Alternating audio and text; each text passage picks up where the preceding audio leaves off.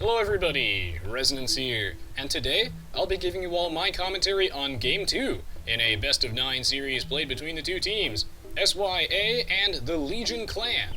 This match was of course part of the third place stages of the Grand Finals for the War is Coming tournament that is currently being hosted on Voobly, and you can find more information on it as well as links to download the replays on Aoe2 Zone in the video description below. I will also have links to watch other War is Coming matches and or other expert games with my commentary in the video description as well. In general, you can expect me to cover individual matches rather than the entire series, but it is always worth checking the description to see which matches I have covered. And so, today's game between SYA and the Legion Clan should be a very high quality game, since both teams will be competing for that crucial third place spot.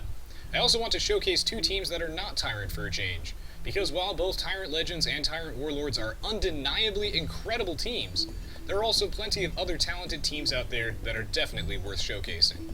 Both SYA and the Legion Clan have many veteran Age of Empires 2 players that should not be underestimated. With a total prize pool of $120,000, the War is Coming tournament has brought fierce competition, and I am very glad to see how, despite being so old, Age of Empires 2 is continuing to grow and prosper, thanks to the combined efforts of the entire community. And as always, I appreciate your positive and constructive feedback, so feel free to leave me a comment below. And if you enjoyed this video, then feel free to stop on by and say hello at my Twitch TV live stream, since I do stream there regularly and I'd love to have you. Alright, so without further ado, let's jump straight into Game 2, which will be a 4v4 on the map Land Nomad. Now, before I introduce the players, I am going to take a brief moment to describe the map for you guys while the teams choose a location to settle. Much like the standard Nomad map, each player in Land Nomad spawns without a town center or scout, and instead their villagers are spread out across the map. Both teams will have to coordinate locations to settle and make sure that nobody is isolated or surrounded by the enemy team. With only limited knowledge of where resources might be, players must strike a balance between exploring for the ideal location to settle or immediately building a lumber camp, so that they do not fall too far behind. As we can see, Mr. Yo is going to start building his lumber camp right now. Now, the main two differences between Land Nomad and regular Nomad is that on Land Nomad, there is no water, and players must first build a lumber camp before they can save up enough wood to build a town center. And now that I've explained the basic concept of Land Nomad, it is time for me to introduce the players to you guys. On the top half of the map we have SYA. It's always difficult to tell who's who in Age of Empires because pro players like to change their names frequently, but thanks to Katsuni, who listed the names on the Aoe2 Zone thread, I actually now know who everyone is. So, near the top corner of the map we have Yinghua playing as the Blue Chinese, and his name is he's actually Love Chang. If you guys are curious. Now, to his right, we have Mr. Yo playing as the Yellow Mongols. Near the top right corner of the map, and in an incredibly defensible position, we have Feng Xin playing as the Gray Mayans, and he's actually VG Paladin. And considerably south of him, we have number 23 playing as the Orange Persians, who's actually Miss Jouet. Now, to not be confusing to people, I will be referring to these players as their in-game name for the remaining part of this match. Anyway, now onto the bottom half of the map, we have the Legion Clan. At the far right corner, we have Wrath playing as the Purple Mayans, and to his left, we have Risque playing as the Green Persians. Literally only a few feet to his left, we have Fiage playing as the Red Chinese. And above him, we have Dogao playing as the Teal Mongols. There he is, we found him, guys. Alright, now onto the game itself. You can see that at the start, each player is carefully scouting with their sheep to try and locate resources while they stockpile the wood needed to build a town center. Of course, right about now, they are starting to return the sheep to their TC, and if we go take a look from Yinghua's standpoint, we can see that he has gathered an awful lot of vision with his sheep. Now, if we look at the civilization choices for the game, it's pretty straightforward here. Every civilization in this game, except for the Mongols, has an incredibly powerful eco bonus at just the start of the game that gives them a huge edge. So, for example, the Chinese start with 6 villagers, so right off the bat, you'll be able to, stockpile wood a lot easier to get your TC. You basically have double the economy that your opponents start with, so making the Chinese very, very strong in this situation. Persians start with an additional 50 wood and 50 food, so that's also quite helpful. And the Mayans start with 1 extra villager. Now, the Mongols have a very powerful eco bonus too, which is why they've been chosen this game. They do hunt 50% faster, but that does not allow them to build a TC quicker. So, of course, the players that do get their TC up last will certainly be Dogao and Mr. Yo, presumably. Now, I've noticed, though, one interesting thing is that I say that, but Mr. Yo has already started his TC, and he's, you know, about halfway there, and it looks like Dogao hasn't actually started his. Yeah, it looks like he's walking real far. And an interesting thing is I could have sworn a moment ago that Fiage was right here, but it looks like he's actually opted to get a little bit of idle time in his villagers and walk them all the way over to these forage bushes. He seems to think that that is more important, and he puts his TC in a better spot rather than building it immediately. So he's going to fall slightly behind in the early game in terms of civilian population. He should be about approximately 1 villager behind the opposing Chinese player, whereas Dogao seems to be going for a mass exodus right now. He's actually still walking. The legends say he's still walking today. By the time Dogao gets to start his town center, he's going to be substantially behind Mr. Yo, and this is something I would really like to keep track of. So, okay, 6 minutes and 15 seconds. TC's going down. Mr. Yo's has already been up, and, well, let's go flip over to Mr. Yo's perspective. Here comes the huge eco lead. Now, I'm not actually quite sure how much this is going to influence the outcome of the game, but certainly this is going to give Mr. Yo a huge edge over Dogao, and since they're both the same civilization, really execution is everything here, especially in top-level Age of Empires 2, so I expect Dogao to actually be in a lot of trouble. He's going to be substantially behind. He's already 2 villagers behind. We're at 7 minutes in. By the time this town center is up, I mean, he might be upwards of 4 villagers behind Mr. Yo, and that'll mean that he'll advance a couple minutes slower. That's going to be absolutely devastating. Absolutely devastating. Still some sheep scouting going on here, and another interesting thing is that number 23 is quite far from the rest of his team, whereas, like, really, the LClan, the Legion clan, they're all relatively close to each other, except for Wrath is, again, also a little bit isolated, so these two guys, Wrath and number 23, are certainly going to be fighting each other quite a bit this game. Yeah, so Dogao has decided to not build his TC here. Why? Because there's no, he didn't find any food sources, right? Like, if you check out from his perspective, just take a look at his perspective, right? Like, from this lumber camp, if he puts his TC here, he can't really do anything. He did not find the sheep that were located over here. There's no food resources, so this was the only food that he knew, and so he decided to walk all the way over here. And this is an exceptional spot for a town center, in that it is surrounded by deer, tons of wild boar, or in this case, the javelina. But yeah, he had to walk so far that it's going to put him at a substantial pop discrepancy. Yeah, it went all the way up to almost 4 villagers at that point, so we're going to have to keep our eyes on Dogao this game, as he's probably going to fall quite a bit behind. Looks like some sheep are going to get rounded up here by Wrath, as number 23 to no good, and he's going to try and hide all those. Looks like he's actually decided to, wow, this is incredibly aggressive. Looks like number 23 has decided to also send his villager to go get some much-needed exercise and walk across the entire map to go lame some of Risque's deer. This is going to be very, very annoying for him, as once the deer start decaying, they do, once they get shot down by a villager, they're going to start decaying, lose food to the void, and that means that Risque will not be able to harvest all these deer. So this is going to force Risque to send all of his villagers to go start harvesting from the deer right now, something he did not want to do. He's going to have to long-distance hunt them, and that's going to suck. Another important thing is that number 23 actually did get loomed too, just in case he ends up getting in a fist fight, and it looks like he's not done yet with his meddling. Number 23 up to some serious shenanigans right off the bat. We're gonna see how the cheese works out here. I'm assuming that Wrath will spot this. Wrath's gonna try and probably protect these boar. Now, looks like number 23 right now. It looks like he's trying to close off these boar. Ooh! Now he actually walked right next to that builder from Wrath. I think Wrath saw that. I think he's trying to palisade wall around the boar, or he's trying to palisade wall around his villagers so that he can kill the boar. But it looks like he screwed up actually, in that the boar was still able to get in there. Oh, I think there's actually a tile gap here. I think he accidentally left a gap between his palisades because the elevation, it wasn't right, wasn't very clear to him. He's trying to build like a little box. He could have done 2 things. One, he could have either walled in the boar himself, which is kind of tricky. Man, that's really unfortunate. He's either going to try and wall in the boar to make it really hard for Wrath to harvest it, or he was going to box in his own villager and kill the boar on the other, like, with the protection of the palisade wall so the boar couldn't attack him, and that would also deny Wrath the boar. But it looks like he actually, I do believe there must be a one-tile gap here, and that's really, really unfortunate. I think that this palisade is mispositioned, and it should be... Yeah. It should have been on that little slant right there. Man, that is super unfortunate for number 23. He's going to lose a villager. Going to set him behind a little bit in the early game, but really it doesn't matter that much if we take a look at the pop. You know, Dogao, again, he's still 4 villagers behind Mr. Yo.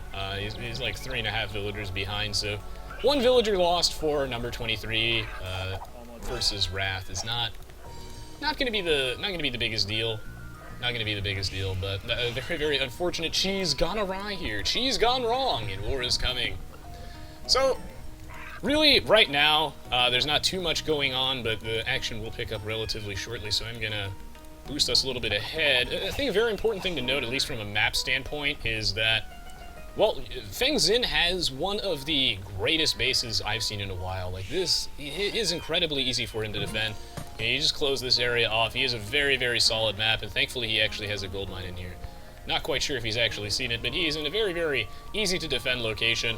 I'm very curious to see if anyone's actually going to be doing any slinging in this game, as we've seen a lot of slinging in War is coming, and you know, even to the point where they have a custom balance patch that has set it so that coinage, you can only research that in the Castle Age instead of the Feudal Age, and they move banking up in Age 2.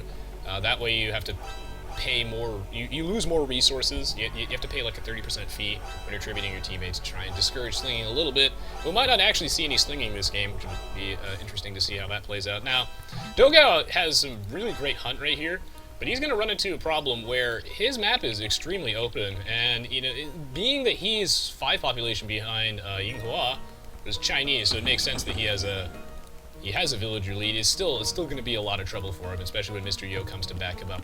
Barracks is coming down for a couple of players, and we're moving a little bit closer to the early game aggression, which is going to roll out here. Now, I can't help but notice that actually number 23 here, not done with his shenanigans, actually. My goodness. I don't think he's actually been seen yet. Now, if we go back to Wrath's perspective, he is none the wiser as number 23 up to no good. Gonna build a stable on this half of the map, so this is when things actually start to get very, very interesting. There's a stable inside LClan's base, and they have no idea where it is. And I was going to say that not too many of the players in this game appear to be going for much in the realm of early aggression. You know, with the Mongols, I expect to see Mr. Yo going for scouts, but really doesn't seem to be too much else going on except number 23 as all fool. He's gonna sneak in the stable, and you know, everybody here, it's Land Nomad. It's a very easy map to defend, so you usually expect players to go for, you know, generally closer to Fast Castle Age, or they'll go for scouts. Because scouts are mobile enough that you can probably get there soon enough before the stone walls come down, but we can see, you know, every player here walling up as a team, and they sort of have an impregnable fortress for the Legion clan. However, little do they know, they actually have a stable in their base that's going to start pumping scouts into people's economies, and yeah, that's going to suck too. Because that means that Wrath is going to have to respond by making his own spearmen inevitably, and you know, these guys are getting ready to boom up. They're prepping for Farming Simulator right now, doing what I like best. And they're going for the barracks blacksmith opening. I don't even think Wrath has a barracks yet, and that's not going to cut it, as the scouts are going to come out and they're just going to murder his economy, certainly. Anyway, stone wall coming up here. Number 23 kind of isolated, so he's going to have to do something bold to not die. The scouts are going to start pouring out across the map, but they're really not going to be able to do too much right now in the early game. My eyes right now are on Yinghua, because he's Chinese. We know he's going on gold right now. He's got a stable, but we haven't seen any scouts from him. He's going for a Fast Castle Age, but I want to see where he's going with this, because 4 on gold is quite a bit indeed. If we check out his economy, he's got an awful lot of wood too, so you know what I'm hoping for, guys? I think we might actually see some monks and siege weapons. We might see some monks and mangonels. Very devastating combo, actually. Might get some of the Wololo today, as he's got plenty of wood stockpiled that he might actually be preparing his economy for that. The scout's going to come in here, not really going to be able to do too much, as the LClan is, of course, ready with the wall up. A couple of random houses put down here for fun. And, well, scout's going to be a nuisance, force a ton of idle time from Wrath. Wrath has to pull all of his villagers off of the stone, and he's going to have to go back to his TC. So number 23 getting a lot of value out of his scouts. Going to do a lot of damage. It looked like things were going to be really bad for SY, because they're not able to do anything with their scouts. Mr. Yo went for scouts, and he wasn't able to really get anything off that. But it doesn't matter, because number 23 managed to get his own scouts in there, and he'll be able to do a lot of damage, as almost everybody on the LClan looks like they're trying to go for a huge boom, and that's going to be punished as we got one stable knight. Going to be backed up by Mr. Yo's scouts. I like this. And there we go. There's the monastery. Oh, that's what I've been waiting for. Got the monastery, one stable, and I expect to see him maybe even throw in a siege workshop here. Now, what's nice about, what I really like about this monastery choice here from Yinghua is that he'll be able to get out monks, which are ranged, which will be able to stop this villager from Dogao from building more walls. If he didn't have a ranged unit, then Dogao could just keep layering walls behind this and just stall forever like everybody and their mother likes to do in Black Forest. But if you have a ranged unit, if you have a mangonel, if you have some monks, then they can't do that, and that's the way to break a little bit of that stalemate action. Scouts still being a nuisance, causing mayhem, actually forcing Wrath to make a couple spearmen. Again, that's going to weaken his economy quite a bit. He had to build a barracks a little earlier than he wanted to. A lot of LClan thought they were safe from early game harassment, but now they still do have to deal with these scouts, which I don't know if the stable has been found yet. I'm assuming it hasn't. Risque looks like he's going again for heavy boom. I don't think there's actually any slinging going on this game at all, and Siege Workshop coming out here from Yinghua, so he's putting the pressure on Dogao.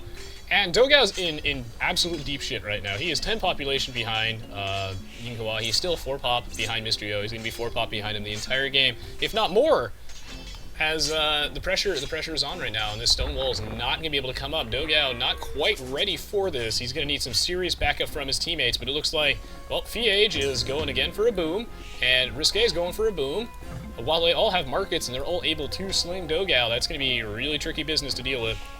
I'm assuming this stable will get located eventually, but it's not super relevant at this point, as number 23 is, of course, going to start working on transitioning the Castle Age and halt scout production temporarily. So, yeah, with all these scouts over here, with all the knights, with all the monks, it's going to be incredibly hard to deal with. It's not very easy to counter this army comp.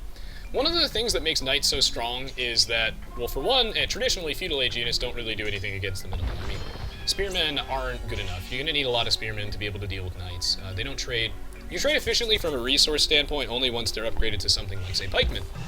But then you have to get pikemen, and then you have to start upgrading them too, get the blacksmith upgrades, and you spend so much money on so many technologies just to get a pikeman, and your opponent can just build a stable and start making knights immediately, so it's usually really, really bad. And got some mass gates over here as he's trying desperately to close this area off and not let anybody in. Oh! Denied! Mr. Yo gonna slam face first into that gate, turn his head into a pancake.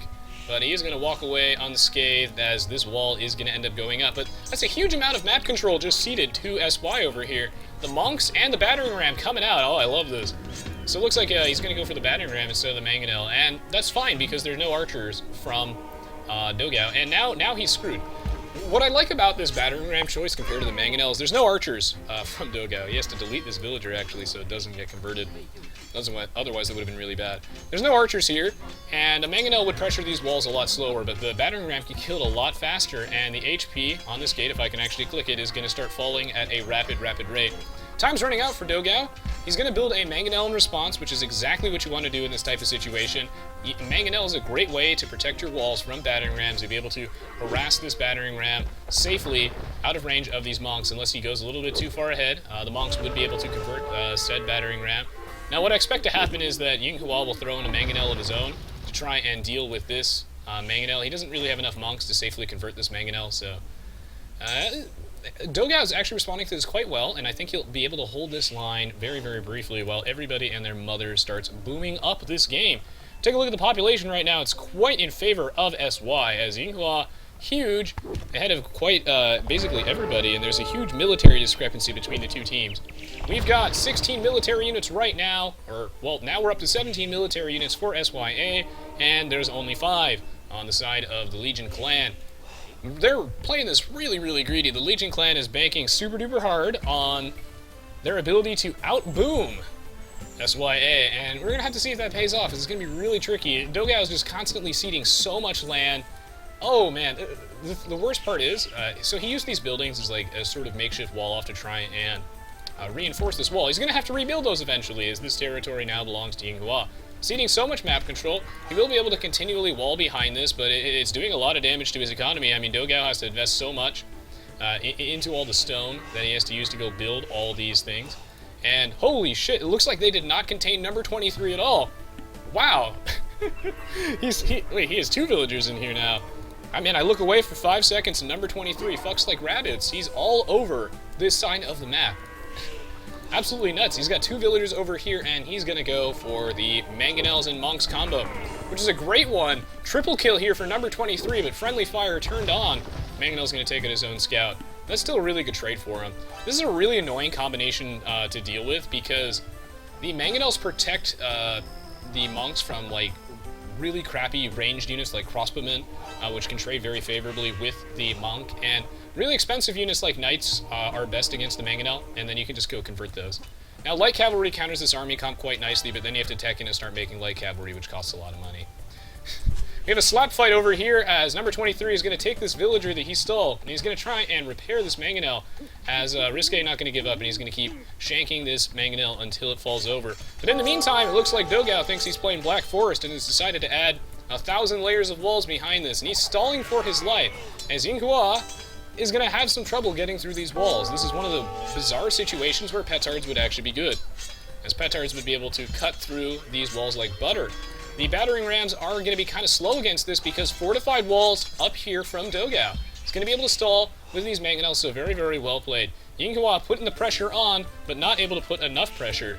Now the thing here is with this finite number of villagers that he just somehow managed, I say finite, but number 23 is just, he's got 3 over here now. Well, actually, he converted a couple of these. That's he doesn't need a town center over here. He's got an infinite number of villagers if he can just steal them from Risque. It's going to be really annoying. I don't think the LClan was really banking on having to defend their base from so much pressure from number 23, you know, because they're all stonewalled up. They weren't prepared for this. The Legion clan has been incredibly greedy this game, going full eco, and this is what I was mentioning about the Monks and Mangonels thing, is once you get out enough Monks, and, well, you'll be able to actually convert the Mangonels from a pretty safe distance. So you got 9 range to 7, and, you know, assuming that he can get the Mangonel like he did there, it doesn't even matter if his Mangonel doesn't get to trade with Dogao's Mangonel. If he does, that's amazing. That's so much value. You just stole someone else's unit, and then you just use that unit to go kill someone else's. That's incredible. But now he just traded one of Dogao's Mangonels for, like, basically nothing. He just, like, killed it. So that's fantastic anyway. It was a really, really good trade. Number 23 here going for a 31-minute tower rush. That is incredibly bold in BM, but I like it. There's no way in hell that tower is going up, though, and I really don't think the watchtowers could possibly accomplish anything 31 minutes in. I think he's just trying to be as annoying as humanly possible to distract Dogao's teammates so that Dogao gets run over by Yinghua. I'm assuming that's what's going on right now in this game. We got some pikemen here coming out from Risque, which is an interesting one. A camel as well. He was prepping to go counter some Knights, but Risque here with the smart choice of going for pikemen. Pikemen are really crappy, converting them doesn't really accomplish anything, and camels really aren't good against pikemen, so the pikeman choice was very, very good here, did manage to predict. Number 23 going for the camels. Camels, Monks, Mangonels, not amazing against pikemen. I mean, he knows this too, because number 23, it's not like he just built a bunch of barracks over here. He's got a finite number of villagers, and, well, he's going to basically be wiped out from this side. Risque is going to claim this area back, and he's going to put down 2 TCs. He has to clear these buildings eventually, but that's all she wrote for that little battle over here. So right now, everybody booming up, getting huge, and Yinghua still trying his hardest to break these lines. Looks like he's conceded that getting through these walls is going to be a lot harder than he bargained for, so he's going to concede that this territory it isn't really safe for him to settle in, mostly because it's in treb range of Dogao eventually when he gets to the Imperial Age. This kind of no man's land, ranged units can harass this, so he's just going to go wall this area off, and he's just going to go take all this new area that he managed to claim from the attack. So overall, relatively successful from SYA, and the LClan a little bit on the back foot here, mostly because Dogao took so much pressure that we can see he's quite far behind, and Wrath as well was just really not quite ready for all of the crazy shenanigans from number 23, the Innovator. Great Mangonel shot here from Wrath as Feng Xin, well, he's all boomed up, and he'd like to buy one of everything. He's finished farming, and he is up to the Imperial Age, playing the Mayans, spamming plumed archers like we've seen before, pretty standard. He's going to put down a forward castle. He already had a castle here, and again, the nice thing about dropping a castle like this is castle drops are an interesting thing. They can be really bad if your opponent is in the Imperial Age because, these castles could be so easily killed with trebuchets. Trebuchets have such long range for siege weapons. Once you get those in the Imperial Age, these castle drops don't work so well. Now, in this case, though, by putting this castle right here in the Castle Age, like, his opponents are all in the Castle Age. What are they going to do about this? They can't reinforce this wall and add tons of multiple extra layers. Wrath tried to do it, but he wasn't able to in time. There's no way that he can reinforce these walls. So Feng Xin can just keep moving forward, and until LClan hits the Imperial Age, there's not too much they can do. Looks like Yin Hua is going to huff and puff and blow this wall down, as his battering ram going to keep hitting this gate. Looks like Fiage is going to respond with a ton of cavalry units, and he's thrown in some light cavalry, not because he's out of gold, but because he needs something to deal with these monks, and that's going to work out quite nicely. However, this might not have been the perfect timing, as Yin Hua completely prepared. This castle actually finished at exactly the time that Fiage went in, so probably a little bit of a mistime there, but he was desperate. He had no choice. So it's probably fine that he did that. He really didn't have too much of a choice. Now that he's cleaned out the battering ram, he should be able to stall for just a little bit longer as the pressure's going on over here. This siege workshop, unfortunately, in the range of this castle, so Wrath responding to this quite exceptionally well. He is able to really restrict the movement of Feng Xin now that Feng Xin is in. But the problem is that Feng Xin is up to the Imperial Age, and if we take a look at, let's take a look at Wrath, he's not quite up to the Imperial Age yet, so there's really no easy answer to these trebuchets. If we take a look at their stat, they're just too tanky, very hard to take down if you're in the Castle Age. Without bombard cannons, onagers, you know, like cavaliers, they can be really tricky, especially underneath a castle from Feng Xin. Feng Xin does have Bracer, his castle very, very powerful in comparison. Wrath can't take a straight up fight here just because of elite plumed archers with almost max upgrades. He's just missing the final armor one versus Castle Age plumed archers. Not quite a fair fight. Man, this is, welcome to the League of Forward Castles. Is Feng Xin going to put down another forward castle, try and pressure these walls further, and really, again, LClan is in a lot of trouble. It's not easy for them to really answer this situation. They need to get to the Imperial Age. Stat. Risque up to the Imperial Age. Wrath up to the Imperial Age. And now this is the final moment for them, really. Like, this is the test. Are they able to hold this one? Risque does have Cavaliers, so he's going to go charge at these trebuchets, but I don't think he has enough, as there are a good enough number of plumed archers here, and the castle should be able to take these out, except the constant stream coming in here, he actually will be able to probably take out these trebuchets. Ooh, wow. All right, castle goes down for Wrath. He wasn't able to repair it enough in time. That's going to be huge. But Risque should be able to actually wrap this side up. However, the Imperial March theme is about to be playing, as Mr. Yo has also been booming this entire game. And as the Mongols, they do have a little bit of that power dip in the early Imperial Age when they have to get all those really expensive technologies. They got to get Onager, Elite Mangudai, build a bunch of castles to start pumping out the Mangudai. You always want to make Mangudai as the Mongols, like most of the time. Not always, most of the time. Because they're so hard to counter. Cavalry archers that have an attack bonus versus siege is ridiculous. But they're very hard to like start massing because you need a bunch of castles, you need to get a ton of expensive technologies, and they create slowly. But you know, once Mr. Yo starts getting the techs and starts getting the necessary infrastructure, he should be good to go. Wrath's going to respond back by taking out a castle, so really, really good on him. These Caprams actually do have an attack bonus versus the Trebuchet, so assuming he can get in there, he should be good to go. It's a lot of Rams, but I like the choice.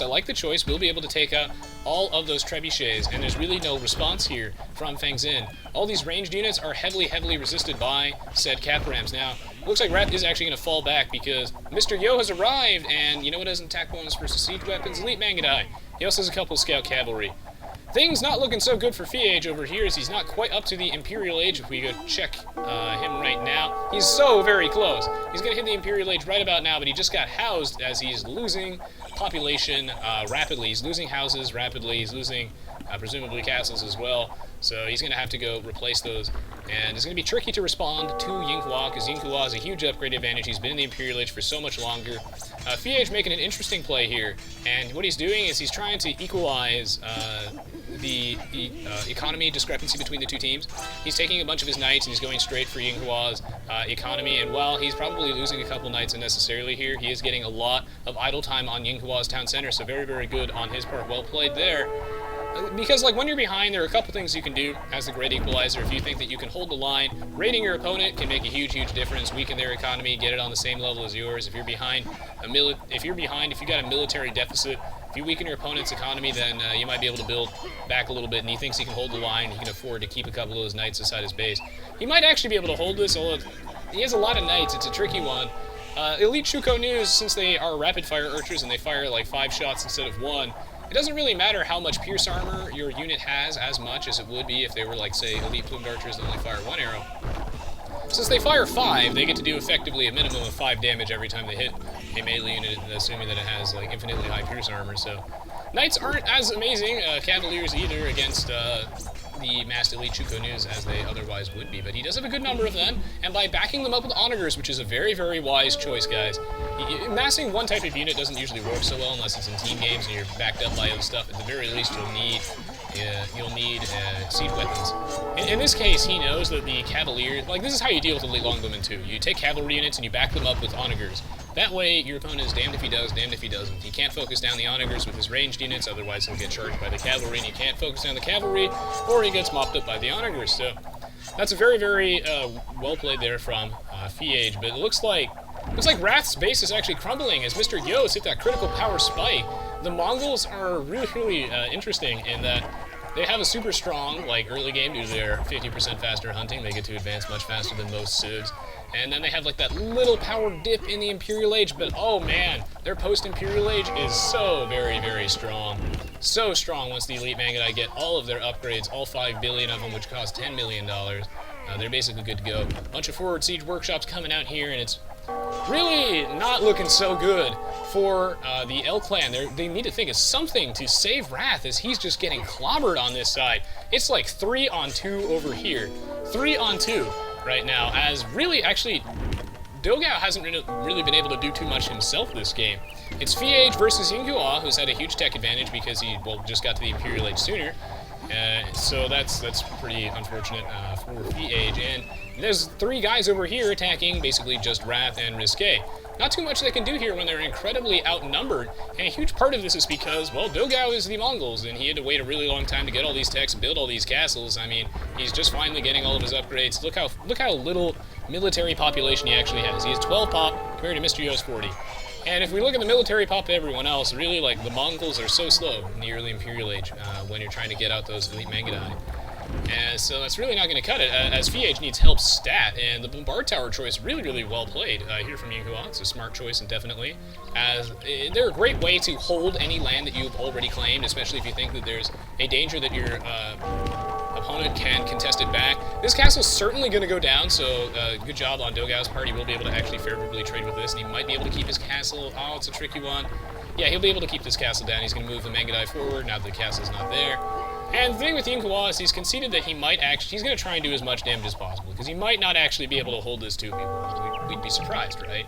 So he's putting down those bombard towers to make it really hard to claim that area back, and it looks like actually the L-Clan's going to call it GG here, as Wrath is dead and Risque not really able to hold the line here. And, you know, in an odd sort of way, this match almost kind of boiled down to Dogao having an unfortunate area to spawn.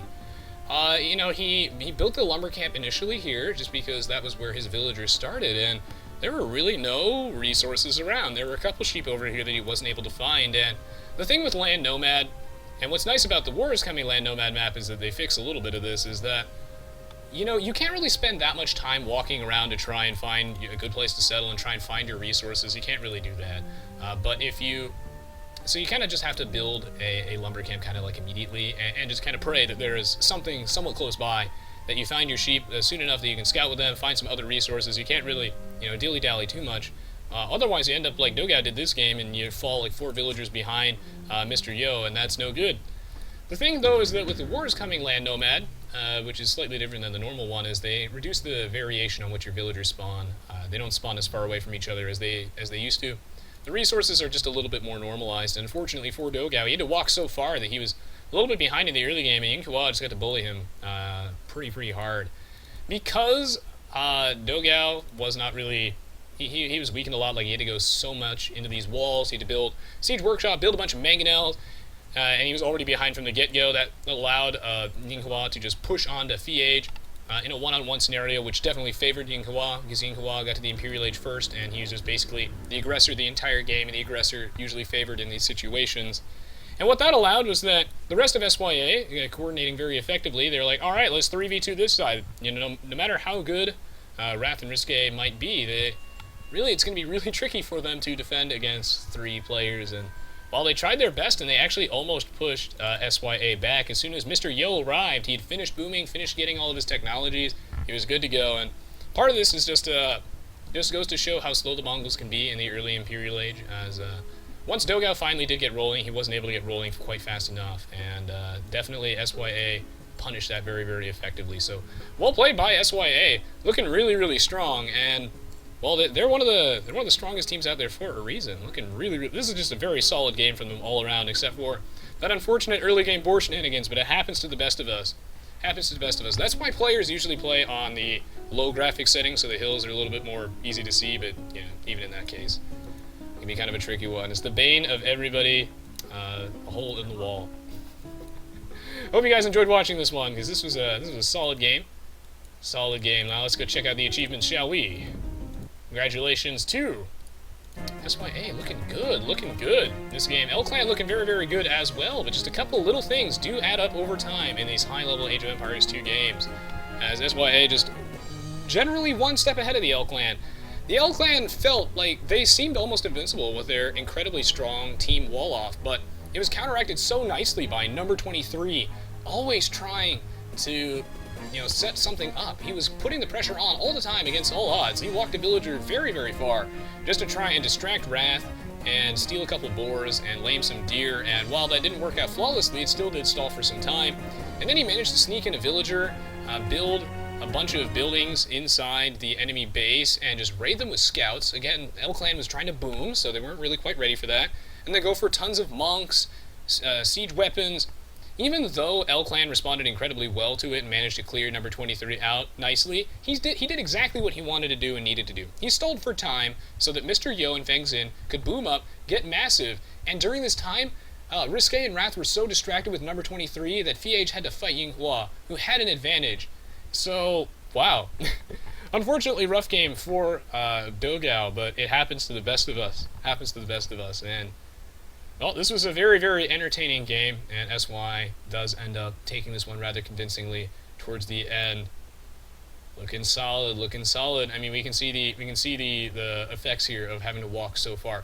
I find it fascinating, actually, that Fiage was the first to the feudal age despite having to walk a little distance himself, but the distance wasn't that far. And we can see the Imperial ages definitely do favor SYA here just a little bit. LClan tried their best to respond, and they had a very, very strong economy. 162 vils is a lot. But unfortunately, Wrath got pressured very, very hard on his side, and Dogao did as well. Hey, really major credit goes to Yinghua for like putting some serious heavy pressure while everyone's booming. Him and number 23 created so much space for Mr. Yo and Feng Xin to really just do their thing and just finish this game. So yeah, GG, well played, Legion Clan and SYA. Very, very good game. They definitely earned that win, and some promising play from both sides. Look forward to seeing how the rest of these series turns out. We'll see if I have a chance to do any more Wars Coming stuff. We'll see. I mean, what I want to know from you guys is if it matters to you, like how much time it takes for me to release these. Like, if, let's say, a couple weeks after Wars Coming is over, if you want me to still cover a couple of the other good matches. I don't know how many of you guys have actually seen them before, but people tell me that even though these matches have been covered before by other channels, that you would still like me to, you know, bring my commentary. So let me know if you still want me to cover a couple of matches, remaining matches of the Grand Finals over time. I might end up doing that, and in the future I'll just be bringing you guys, you know, a random assortment of high-quality Age of Empires 2 expert games, whether it's Wars Coming or what have you, whatever tournament that we get. And yeah, this has been a great tournament so far. Fierce competition, and man, some of the Grand Finals games have been pretty good. This wasn't nearly as close as the TyRanT versus TyRanT games, but this was a quality game nonetheless. So as always, guys, thank you so much for watching. I really appreciate all the comments that you guys leave me. The positive reception has been overwhelming. For all the time that it takes for me to put into these, I have so much fun doing them, and yeah, just hearing how much you guys love them makes it all worthwhile. So thank you. Thank you for watching. Thank you for the continued support. It was much appreciated. And yeah, if you did enjoy this video, feel free to check out the rest of the stuff on my YouTube channel. Got plenty of other Age of Empires 2 videos there, as well as videos of other games, and I also do live stream on Twitch TV regularly. So if you enjoyed this video, you might enjoy that as well. Alright, so I'll see you guys next time. Thanks for watching. GG, well played.